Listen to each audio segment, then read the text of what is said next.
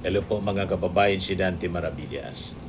Sa pag-usapan natin ngayon yung money trail ng bilyon-bilyon mga kababayan na pumasok sa bank accounts ni Sara Duterte. Ang tanong ngayon, nasaan yung 2 billion plus? Kung susuriin yung SALN at bank records mga kababayan, yung inflows, outflows ng pera na bilyon sa bank accounts ni Sara Duterte.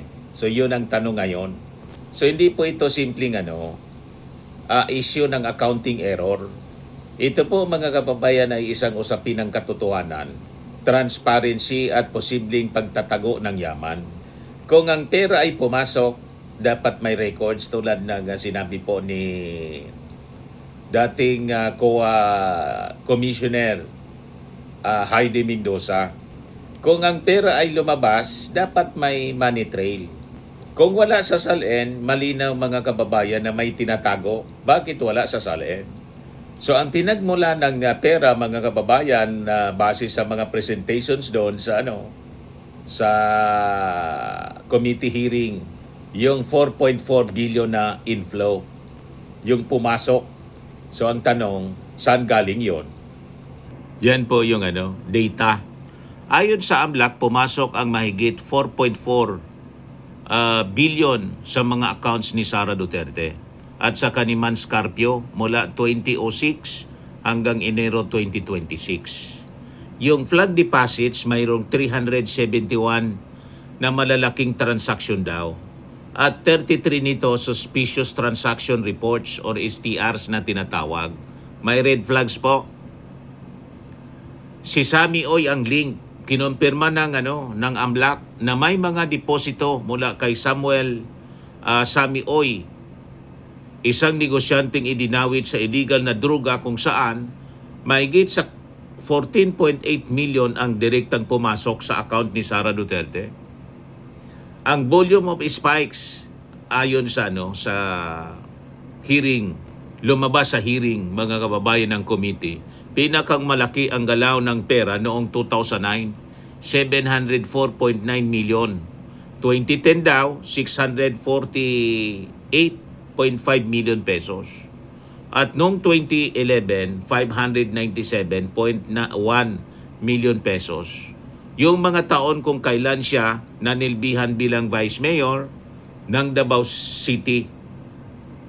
Yan ang mga lumabas mga kababayan sa clarificatory questions na ginawa ng Justice Panel mga kababayan. So ang critical na tanong, paano nagkaroon ng ganitong inflow pagpasok ng pera sa isang public official tulad ni Sara Duterte? Kasi po, hindi po normal ang ganitong volume ng pera sa isang opisyal tulad ng isang mayor. Kahit pa sabihin na may mga ibang negosyo o ibang source, may pattern po na nadiskubre. May pattern ng maliliking deposito. May involvement ng flag personalities. May timing na coinciding sa kanyang public office. So sa simpleng salita mga kababayan, kapag ang kita mo ay legal at malinis, hindi siya magkakaroon ng ganitong dami ng red flags. Ngayon, ang sunod na tanong, saan napunta ang pera? Yung sinasabing 1.5 billion na outflow, lumabas na pera, at saka yung 2 billion na gap.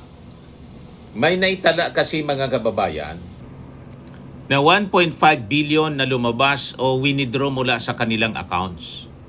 The 2.87 billion question, kung ibabawas ang outflow na 1.5 billion sa inflow, 4.5 billion dapat at may naititirang 2.87 billion po. So dyan po mapasok ang issue ng missing money. Mula 2019 hanggang 2024, idiniklara ni Sara sa kanyang SALN na siya may zero cash sa bangko. So, kung hindi ito winidraw, outflow, at wala rin ito sa bangko, per SALN, nasaan yung bilyon-bilyon na pera? Ito ay sinyalis ng unexplained wealth o hindi deklaradong assets. Yun ang lumalabas mga kababayan sa analysis sa pagsusuri ng daloy ng pera sa bank accounts ni Sara Duterte at ng kanyang asawa. Ngayon, ito yung pinakang mabigat na punto ng buong usapin mga kababayan. Sa simple arithmetic lang, pumasok 4.4 billion. Lumabas 1.5 billion. Dapat natira 2.87 billion.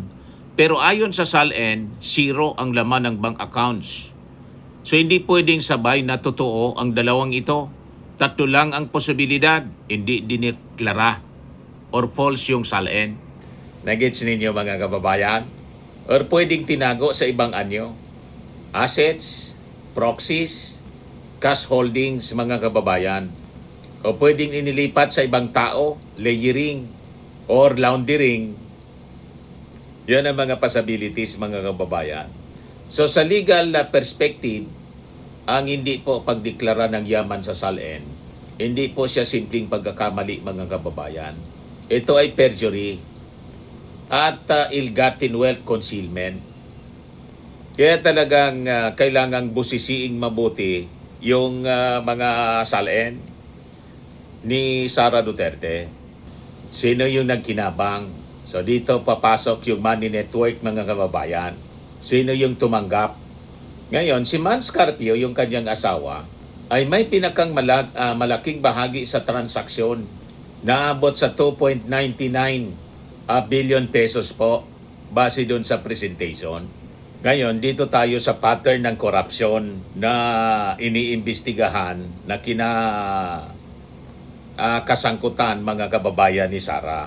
So kapag pinagsama-sama natin yung lahat ng kwento, may malaking inflow, may red flags, may mga questionable sources, may kulang na outflow, may missing billions, may zero cash declaration sa SALN, may cash distribution testimony.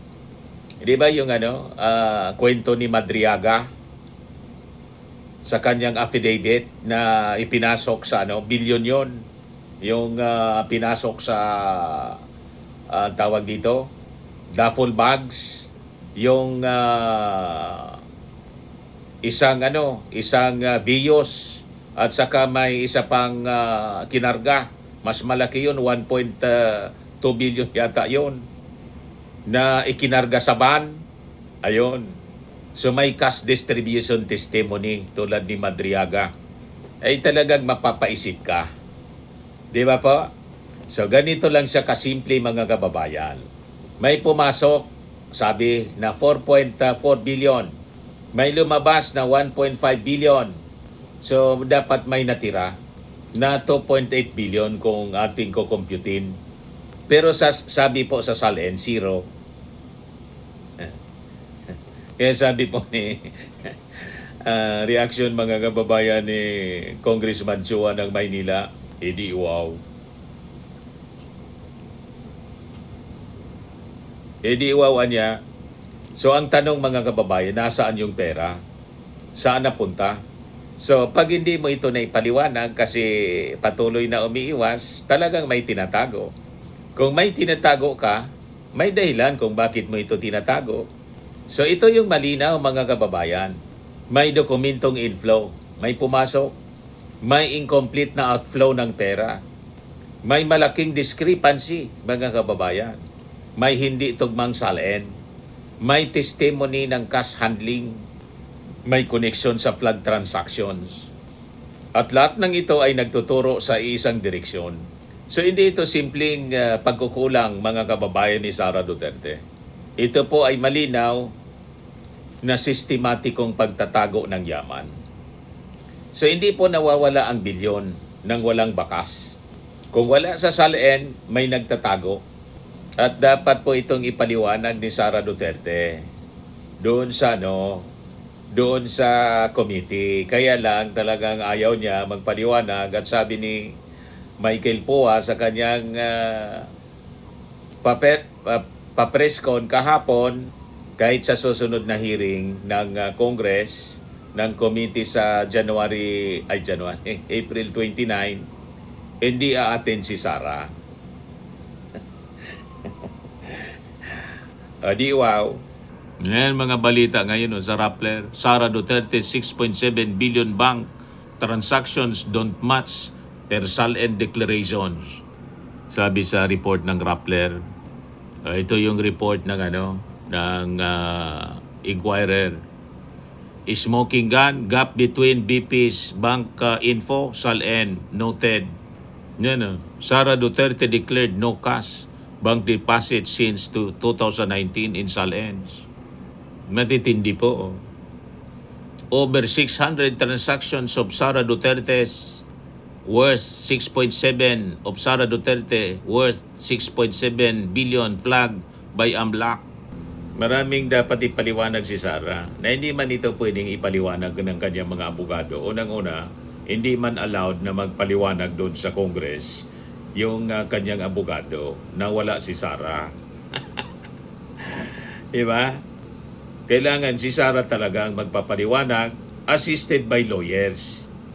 Kaya lang mas pinili ni Sara ang magpa-presscon sa pamamagitan ng kanyang mga abogado at sa kanya naman po press statement lang. Hindi man sinasagot yung mga specific questions. Ang ginagawa niya, inaatake niya yung Marcos administration ng mga mali-maleta. Di ba? Iniiba yung kwento. Sa yung tinatanong, imbes na sumagot, nag-akusa siya ng ibang tao. Anyway, yun man lang po mga kababayan yung ating short video ngayon. Ako po si Dante Maravillas. Bye-bye po. God bless.